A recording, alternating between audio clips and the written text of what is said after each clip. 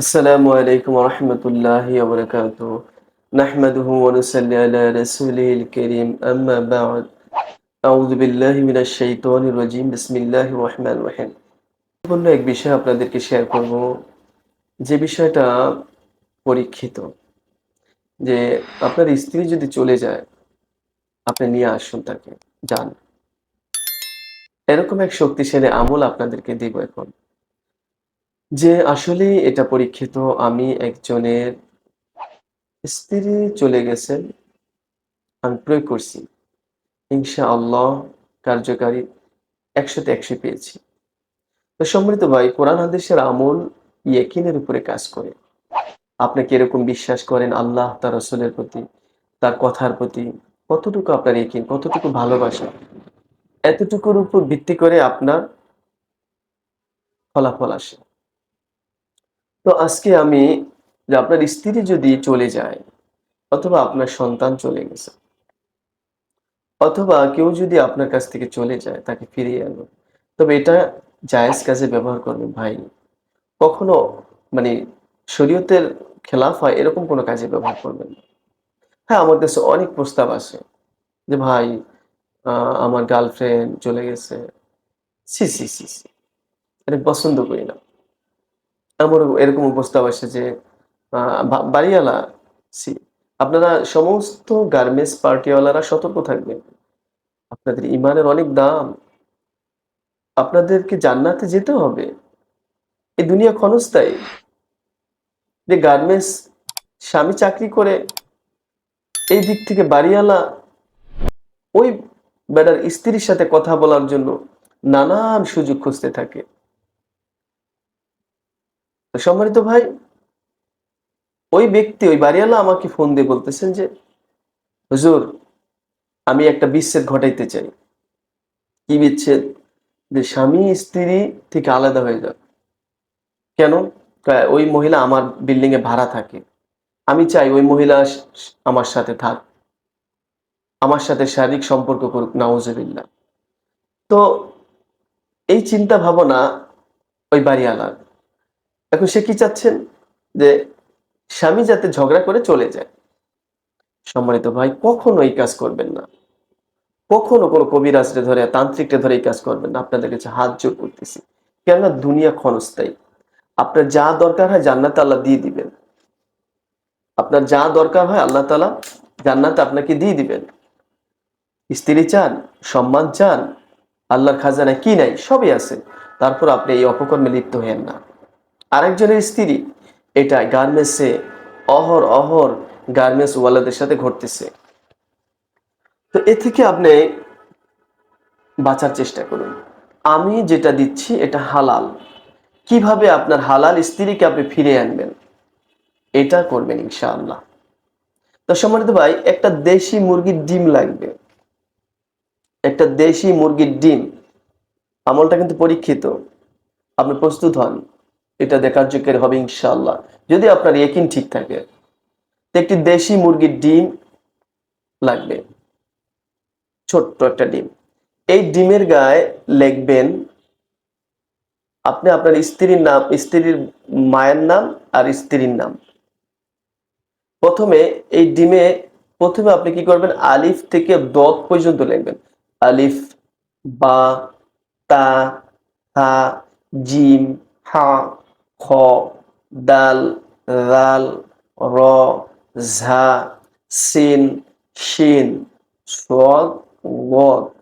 একেবারে চতুর্দিক দিয়ে সুন্দর করে দত পর্যন্ত লিখবেন। এর নিচে ওই মেয়ের মায়ের নাম, মেয়ের মার নাম। এরপর লিখবেন আপনার বাবার নাম, আপনার নাম। এবং মনের ভিতরে আপনার এই চিন্তা থাকবে যে আমার স্ত্রী যেন চলে আসে। আমি আমার স্ত্রীকে আনার জন্য এই আমলটা করতেছি। সম্মানিত ভাই। এটা লেখা হয়ে গেছে। এরপর আপনি কি করবেন? এটা লেখা হয়ে গেলে আপনি সূরা সফফাতের ১৫৮ নম্বর আয়াতটা সূরা সফফাতের ১৫৮ নম্বর আয়াতটা ওয়ালাকাদ এখান থেকে এটা পুরাটা না একটু শেষের দিক থেকে, হ্যাঁ? ওয়ালাকাদ এখান থেকে পুরাটা পড়ার পরে আপনি 41 বার পরে ডিমের উপরে 41টা ফু দিবেন। 41 বার পাঠ করে ডিমের উপর 41টা ফু দিয়ে দিবেন। এরপরে সম্মানিত ভাই, আপনার নির্দিষ্ট একটা জায়গায় গর্ত করে 24 ঘন্টা এটাকে আগুনে তাপ দিতে হবে। নির্দিষ্ট একটা জায়গায়, যেমন ধরেন আপনি চুলার পাশে অথবা আপনি যে কোনো ওই ঘরের পাশে অথবা বাহিরে কোনো এক জায়গায় আপনি গর্ত করছেন, ছোট্ট একটু গর্ত করবেন। ওটার ভিতরে কিছু কয়লা আছে, কয়লা আইনা রাখবেন। সেই কয়লার ভিতরে ডিমটা বসাইবেন। এই কয়লাটা কাঠ কয়লা হবে, কাঠের কয়লা আছে না, আগুন দিয়ে পোড়াইলে কাঠ কয়লা হয়, ওই কয়লা বিছায় দিবেন ওই গর্তের ভিতরে। এরপর ডিমটা রাখবেন, এর উপরে আবারও কয়লা দিবেন আস্তে করে। কয়লা দেওয়ার পরে এরপরে আপনি ওখানে মাটি দিয়ে লেপনি দিয়ে দিবেন। এই মাটিটা ঢেকে দিচ্ছেন পুরাপুরি, পাতলা করে ঢেকে দিবেন, একদম বেশি ভারী না। এরপরে এটার উপরে আপনি 24 ঘন্টা তাপ দিতে থাকবেন আগুন দিয়ে। আর আগুন নিভতে পারবে না, মানে একদম নিভতে পারবে না। আগুন জ্বলতেছে, একটু পর মানে আগুনটা নিভে ওটার ভিতরে কয়লার ভিতরে আগুন তো থাকবে, ওটা থাকলে চলবে, কিন্তু একবারে আগুন যাতে নিভা ঠান্ডা না হয়ে যায়। আগুন একটু পর পর আপনি দিয়া রাখবেন 24 ঘন্টা আপনাকে কি করতে হবে, এখানে আগুনে তাপ প্রয়োগ করতে হবে। এর সাথে আপনাকে করতে হবে 7 দিনে 33 বার করে দুরূদ শরীফ। 33 বার করে দুরূদ শরীফ 7 দিনে, প্রতি ফজরের অথবা এশারের নামাজ, মাগরিবের নামাজের পরে যে কোনো এক বেলায় নিয়মিত একই সময় আপনি 33 বার দুরূদ শরীফ পড়ে চোখটা বন্ধ করে, আপনার স্ত্রী চলে গেছে অথবা যে চলে গেছে আপনার থেকে বিচ্ছেদ হয়ে গেছে তার দিকে চোখটা বন্ধ করে ফু দিয়ে দিবেন ইনশাআল্লাহ। এইভাবে 3টা ফু দিয়ে দিবেন। আর নিয়ত করবেন যে আল্লাহ সে যেন আমার কাছে চলে আসে। আল্লাহ আপনার ইচ্ছায় সে যেন আমার কাছে চলে আসে। আল্লাহ আপনার ইচ্ছায় সে যেন আমার কাছে চলে আসে। ইনশাআল্লাহ সম্মানিত ভাই, আশা করি অল্প সময়ের মধ্যেই কার্যকারী হবে এটা। তো সম্মানিত ভাই, এই আমলটা আপনি করবেন। হ্যাঁ? আর এই 33 বার দুরূদ শরীফের আমলটা 7 দিন করবেন ইনশাআল্লাহ। আমি আল্লাহর কাছে আশাবাদী, অবশ্যই আমি একটা ফল পেয়েছি, ফলে আপনাকে এটা শেয়ার করলাম। আমি একজনকে দিয়েই ফল পাচ্ছি। তো সম্মানিত ভাই, এইজন্য আমি চিন্তা করলাম এটা আপনাদেরকে শেয়ার করা উচিত। যদি আপনারা সঠিকভাবে করতে পারেন অবশ্যই, তো আপনাদেরকে আমি এজাজত দিলাম যদি আপনারা আমার ভিডিওটাকে শেয়ার করে দেন। তবে কখন থেকে আগুন ধরাইবেন সেটা ফজরের নামাজের পরে সূর্য ওঠার একেবারে 1-2 মিনিট আগে সূর্য ওঠা শুরু, এখন থেকে শুরু করবেন, 24 ঘন্টা গণবেন আপনি। এই 24 ঘন্টা আপনি, তবে কোন দিন আগুনটা দিবেন সেটাকে কিন্তু আমি গোপন রেখে দিলাম। হ্যাঁ, ওটা আপনি যদি চান আমি দিয়ে দিব।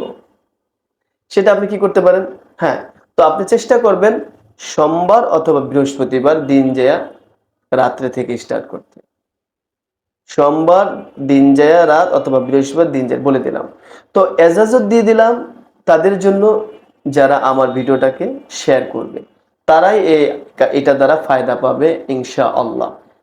তো ইনশাআল্লাহ আমি আল্লাহর কাছে দোয়া করে দিলাম যে আপনারা কি করবেন, যারা শেয়ার করে দিবেন, লাইক করে দিবেন, বেশি বেশি শেয়ার করবেন, আল্লাহ তাকে যেন বেশি বেশি ফলাফল দিয়ে দেয়। সম্মানিত ভাই, এইভাবে আপনি করুন, ইনশাআল্লাহ আপনার বিবি চলে আসবে। আমি আশাবাদী আপনার সাথে যোগাযোগ করতে শুরু করবে। ভালো লাগবে না তার, অস্থির অস্থির লাগবে, আমার মায়া মায়া চলে আসবে, টান, একটা টান আছে না, মায়া আছে না, এরকম চলে আসবে। এজন্য সম্মানিত ভাই, ভিডিওটা ভালো লাগলে অবশ্যই একটা লাইক, কমেন্ট এবং শেয়ার করে দিবেন। এরপরে কোন ভিডিও চান আমাকে অবশ্যই জানাবেন, এবং আপনাদের সবাইকে স্বাগতম। ভালো থাকেন, সুস্থ থাকেন এবং আপনাদের জীবন শান্তিময়, বরকতময় হোক। আমার জন্য দোয়া করবেন। আসসালামু আলাইকুম ওয়া রাহমাতুল্লাহি ওয়া বারাকাতুহু।